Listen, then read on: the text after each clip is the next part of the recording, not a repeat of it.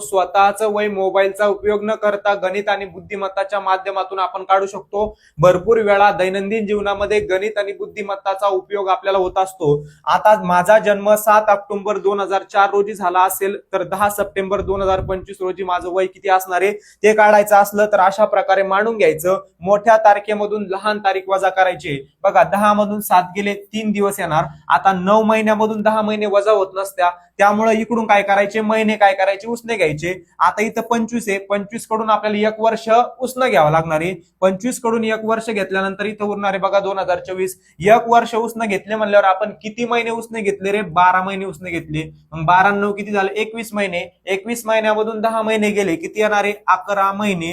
आता इकडे आपलं आलेलं आहे 2024। 2024 मधून 2004 गेले तर किती वर्ष येणार, 20 वर्ष। 10 सप्टेंबर 2025 रोजी माझं जे काही वय असणार आहे ते किती असणार आहे, 20 वर्ष 11 महिने 3 दिवस। तर अशाच पद्धतीनं स्वतःची जन्मतारीख टाकून तुम्हाला स्वतःचं आजचं वय काढायचं आहे आणि त्याचं उत्तर कमेंट मध्ये सांगायचं आहे। सगळ्यात महत्त्वाचं म्हणजे हा व्हिडिओ तुमच्या मित्रांना, मैत्रिणींना, नातेवाईकांना सर्वांना शेअर करायचा आहे, जेणेकरून त्यांना सुद्धा स्वतःचं आजचं वय मोजता आलं पाहिजे। कारण हा प्रश्न परीक्षेच्या दृष्टीने खूप जास्त महत्त्वाचा आहे। त्याचबरोबर दैनंदिन जीवनामध्ये स्वतःचं वय सुद्धा आपल्याला मोबाईलचा उपयोग न करता मोजता येणार आहे।